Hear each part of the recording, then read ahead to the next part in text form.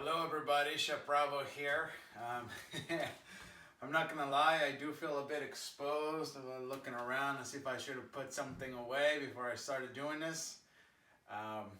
But here we are, welcome to my kitchen. Welcome to a part of my home. This video is me just sort of explaining a few things about kitchen mindset. So I wanted to share my space and tell you, how I overcame some difficulties. There are some big drawbacks to my own kitchen here in my house.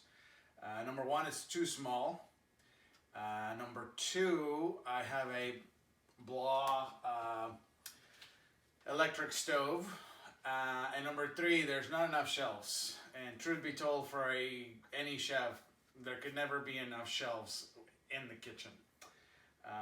But I've actually made that, the size of the kitchen, the fact that it's too small, I've actually made that a positive, where before I used it as an excuse not to be here. So at one point I was like,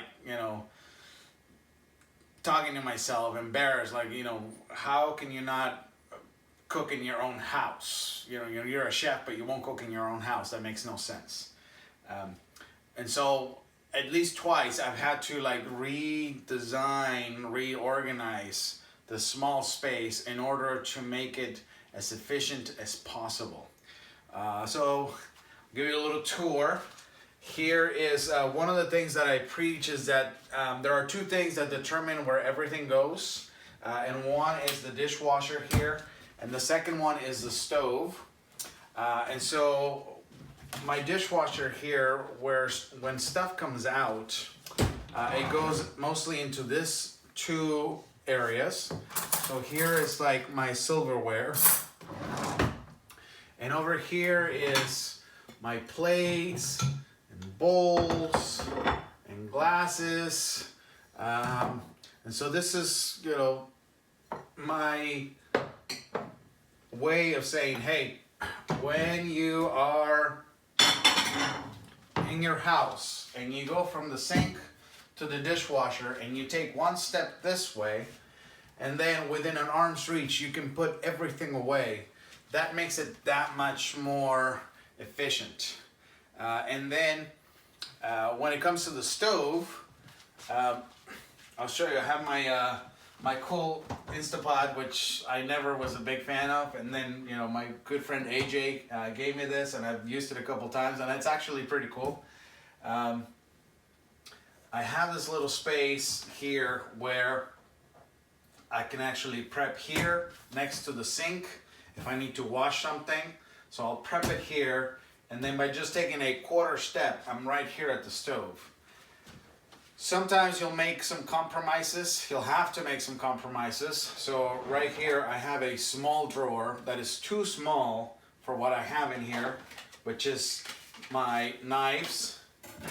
So, each one of these guys has a protective layer somehow. I don't have a whole lot of knives because I really don't use a whole lot of knives, but the fact that the drawer is small makes it crowded in here. It's not ideal. Anything that is a blade, including like my Japanese mandolin here, it lives here. I used to have it in the big drawer that's over here, but making that compromise, what I was able to accomplish was I was able to get a drawer for the small cutting boards that I use. This guy being like one of my most treasured things that I have in my home, because my daughter actually made this for me in woodshop class in 9th grade. And so the idea is that I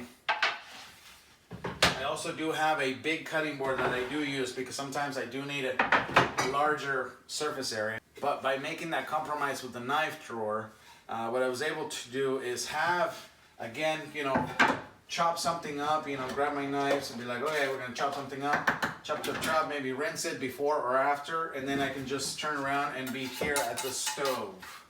And if I need to stir it, my utensils are right here, right next to it.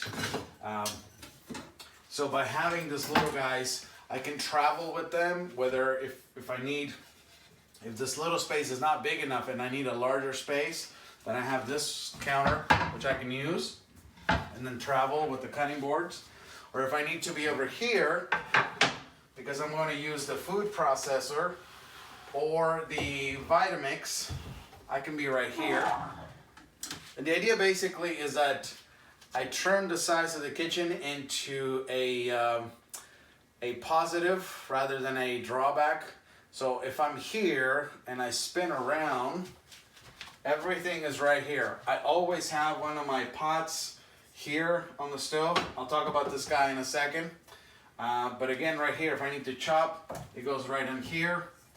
If I open this drawer, I have my other pots that I can bring out here, okay?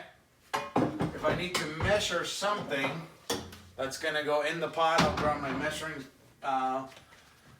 cup here that's right here and grab one of my mini beans and rice and grains and all my dried goods that are right here, okay? And then over here, this is my baking drawer. In order to make your kitchen as efficient as possible, you have to get rid of the junk, things that you don't use, things that you only use once a year, you know, those special mugs that people give you, anything that's just clutter. There's no space for that in my kitchen. It's just too small. So I organize everything into sections. So again, this is specifically for knives. This over here specifically for the small cutting boards. And I also have my grilling pan over here. This here is my baking area. So I have my big cinnamon sticks here, vanilla extract, vanilla beans. If I need to bake a little bit with some coconut here. I hardly ever use this, but I do have some baking soda in there if I ever need it. Over here is my spice drawer. So I have all these spices. Whoa! And more spices. And more spices if I need them. I have my little box here with all my specialty balsamic flavors from California Balsamic.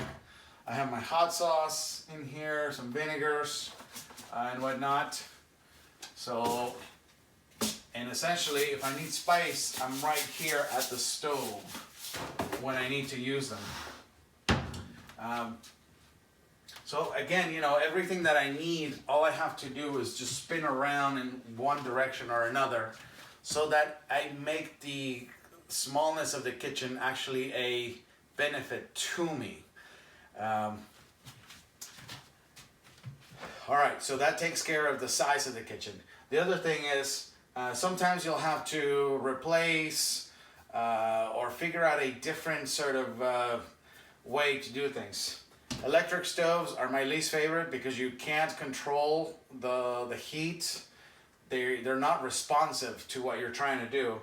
So the answer to that is to use the stove as countertop space and have one of two burners that I use, induction burners. So in here I have another one. I always have one on top of the stove. I usually can get away with one, but if I need a second one, I'll bring it out, stick it over on this side. One of them gets plugged on that side of the wall, the other one gets plugged over here. Because if you plug them both on the same outlet, they pop the switch and whatnot. But essentially is, you know, if you hate cooking at home because you have an electric stove, figure out a different way. And here's one way to do that. Just get yourself a couple of, you know, these guys are very inexpensive, but they're very powerful, very reliable. And here you go. I have a good working stove that I can use my nice pots and pans, get a really good amount of heat on them. And then I no longer have that excuse of, well, my electric stove sucks, I don't want to cook at home. So I remove that obstacle as well. So that's the way that I've figured out how to make my kitchen as efficient and user-friendly as possible. Get rid of the clutter, You know, everything should be within an arm's reach, you know, no more than a step, you know, everything where you're going to use it. Replace, you know, get creative if, you know, something doesn't work for you, okay? And then just be happy, you know, feel confident, feel, you know, proud of being in your own kitchen. You know, things you know, with everything being where it needs to be, where you're gonna use them. You know, get yourself a good stove set up, even if it's not the right, you know, if the kitchen itself didn't come with it. And then, you know, I'll show you my collage here. This is my refrigerator, and I have all these magnets here. It's a collage of a lot of photos that I take of friends and family. I have my nephew here sitting on top of a piñata a few months ago. I have my grandmother who just passed away a few months ago, and this was my last Christmas party that I threw here, and she was actually able to be here. So she's dressed up as Santa's wife here. I have my daughter and my niece here coming down the slide. Every time the kids come here, they want to look at the photos, so it makes it interesting for them. It reminds me of all, you know, the people that I love and care about, the places that I've been. I have photos from trip to Chicago and Seattle, and Costa Rica in here, Santa Cruz, Halloween photos, Christmas photos, just all sorts of things. So I keep it interesting, you know, it's a way for me to, you know, be happy in here. And if I'm happy in the kitchen, I'm being efficient in the kitchen, especially if I'm not in my own way because things are not in the right place. So I hope you found this useful. You know, I didn't film this video to, you know, show off all my equipment or whatnot. This was really just about, you know, giving you a couple tips of eliminating one of the biggest blocks that people have is like they don't like their own kitchen. I hear this often enough from clients and friends. It's like, oh, my kitchen's too small, it doesn't have this, it has too little of that, too big of this, yada yada yada. And then what happens is, because of that, people don't want to cook at home, and they want to order out all the time and then eat the wrong things. Unfortunately, it happens, but if you remove those things, anything that makes you go, ugh, I don't want to do that. You know, one of the reasons, again, why I have the little cutting boards is because I can be in any of my little stations and chop and travel around. A small cutting board, be like, yeah, I'll just, you know, grab the little board and move around. But if you want to grab the big cutting board, you're like, ugh, now I gotta carry this big old thing. That automatically becomes I'd rather not do that. And a lot of us do that even without realizing or thinking about it, but they're just obstacles that prevent us from being, you know, in control and happy and confident within the kitchen.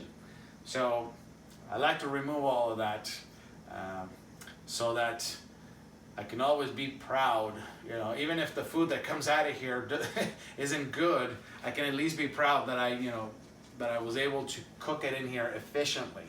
And so that's a huge part of the battle, just having that right mindset. So I hope you enjoyed this. I hope this was useful to you. And I hope that it gives you ideas on what to do, what not to do, what to get rid of, what to keep. And so I hope this was nothing other than just a tool for you. Thank you.